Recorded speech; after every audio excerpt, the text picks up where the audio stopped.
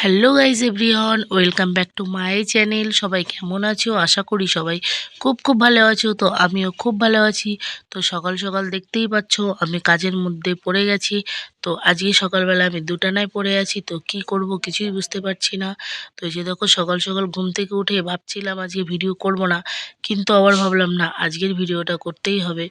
Video না করলে হয়? যতই হোক হাজব্যান্ডের জন্মদিন বলে কথা, তো কিছু তো করতেই হবে, তাই না? এবার হাজব্যান্ডের জন্য তেমন কিছুই করতে পারলাম না। মন মেজাজটা সত্যিই ভালো নেই, আবার একদিকে মোটামুটি ভালোই লাগছে। মানে দুটানায় পড়ে গেছি সাত সকালবেলা। তো কেন দুটানায় পড়ে গেছি সেটাই তোমাদের সাথে আজকে শেয়ার করব।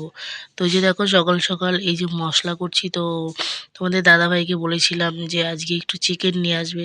তো বলছিল মটন আনবো, তো আমি বললাম থাক, দেখো মটন রান্না করার সময় আজকে আমার নেই, তো অন্য একদিন তোমাকে মটন করে খাইয়ে দেবো।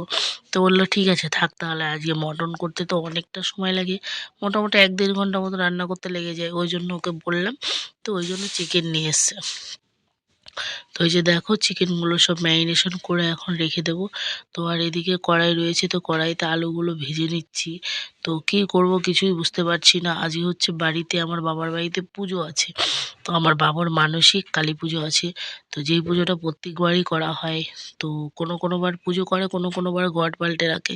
তো এইরকমই, তো সেই জন্য মানে একই দিনে আমার বাবার কালী পুজোটা পড়ে গেছে আর তোমাদের দাদা ভাইয়ের জন্মদিনটা পড়ে গেছে। এবার কি থুয়ে কি করব কিছুই বুঝতে পারছি না। এদিকে ফোন করছি বাবার বাড়িতে, তো সবাই চলে এসছে। সবাই বলছে তোর আর আসতে হবে না, তুই এখানেই থাক।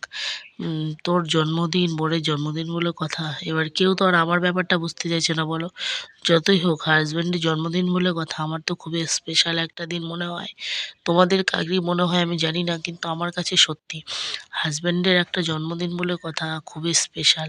মানে এই দিনটা এতটাই ভালো, যেদিন তার জন্ম হয়েছিল, যেদিন ভগবান শ্রীকৃষ্ণ নির্দিষ্ট করেছিল যে তার লাইফ পার্টনার আমি হব, সেই দিনটা তো আমার কাছে স্পেশাল হবেই, তাই না?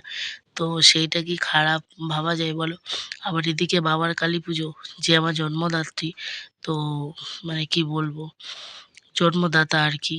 তো সেটাও ফেলা যায় না, কিন্তু কিছু করার নেই, দুদিকে একভাবেই ম্যানেজ করতে হবে। তো এই জন্য এই দেখো এদিকে মাংস টাংস সব বসিয়ে দিয়েছি। আর আজকে তেমন কিছুই করিনি, যাই হোক ভিডিওটা অনেক দিন পরে এডিট করছি। তো কি একটা নিরামিষ তরকারি করেছি, ভাজাভুজি করেছিলাম, আর এই চিকেনটা করেছিলাম। তো মাকে বলেছি পরে রাতেবেলা একটু পায়েস করে দিও। আর আগের দিনের ভিডিও তো তোমরা দেখেছোই, রাত 12টার পরে কেক কেটে রেখেছিলাম, জানি যে রাতেবেলা তো কেক কাটা হবে না, ওই জন্য আগের দিন মানে 12টার পর কেটে রেখেছি। কিছু করার নেই, এভাবে ম্যানেজ করতে হবে। তো যাই হোক, এ দেখো এদিকে আমার চিকেনটা মোটামুটি কষানো হয়ে গেছে, আর ওদিকে মেয়েকে স্নান টান করিয়ে দিয়েছি। তো এখন এইটা রান্না হলে আমি একবারে স্নান করে তারপরে রেডি হব। তো তোমরা ভিডিওটা পুরোপুরি দেখতে থাকো, তাহলেই বুঝতে পারবে। আর একটা বিপদ হয়ে গেছে, বলে না তাড়াহুড়া করতে গেলে যা হয়। তো মানে কি বলবো, সত্যি খুব সমস্যায় পড়ে গেছি আজকের দিনে, সেটাও তোমাদের সাথে শেয়ার করব। তো এই যে দেখো মোটামুটি ব্যাগ গোছানো হয়ে গেছে। তো দেখতেই পেলে তোমরা দুটো ব্যাগ, তো দুটো ব্যাগের জায়গায় আরেকটা ব্যাগও হয়ে গেছে, তিনখানা ব্যাগ। তো কি করব, কিছু করার নেই, এখন লাগবেই। আর আমার শ্বশুরমশাই অনেকগুলো শাক আলু এনেছিল, তো সেগুলো করে আর সেগুলো আরেকটা ব্যাগে নিয়েছি। তো এই যে দেখো আমার হাজবেন্ড ব্যাগ নিয়েছে, এই দেখো সেই ব্যাগটা। তো এই ব্যাগটার উপর ছোট ব্যাগটা রেখে দিয়েছে। আর এই দেখো আমার হাজবেন্ড এখন আমাদের তোমার অটো স্ট্যান্ডে নামিয়ে দিতে যাবে। আর এই যে ফার্স্ট টাইম মাম্মামকে নিয়ে অটোতে যাচ্ছি। তো সত্যি কথা বলছি, অটোতে গিয়ে এবার এতটা ভালো লেগেছে, কেন বলো তো? প্রত্যেকবার টোটো করে গেলে না মানে বেশ একা একা ফিল হয়।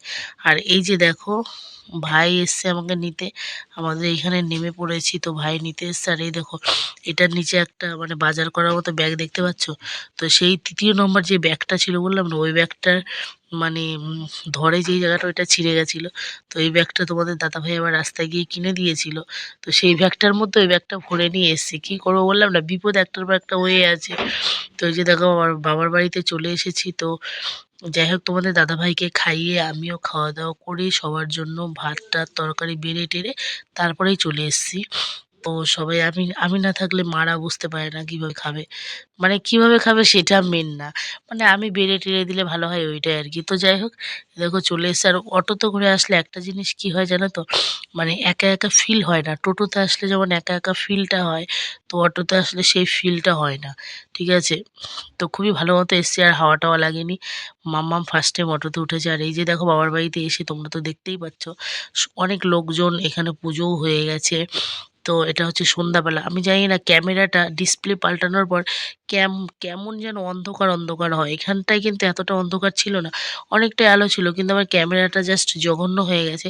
কিন্তু কিছু করার নেই ভাই, গরিব মানুষের ক্যামেরা তোমরা একটু ম্যানেজ করে দেখে নিও। তো এরম করেই দেখে নাও কষ্ট করে। তো যাই হোক, এখানে সবাই প্রসাদ-টসাদ খাচ্ছিল। তো তারপরে আর কি বলবো, এই দেখো আর এখানটায় বক্স বাজছিল। তোমরা তো সেই ভিডিও দেখেইছো, আমরা অনেক নাচানাচি লাফালাফি করেছি। তো অনেক নাচ করেছি, সত্যি খুব ভালো লেগেছে। আর এই যে আমার বড় জেঠি, এই যে কমলা কালার চাদর গায়ে দেওয়া, এই জেঠি তো খুবই নাচ করেছে। তো যাই হোক, আজকের মিনি ব্লগটি কেমন লাগলো সবাই জানাবে। ভালো লাগলে লাইক, কমেন্ট, শেয়ার করে পাশে থাকবে। সবাই সুস্থ থেকো। অনেক, অনেক ভালো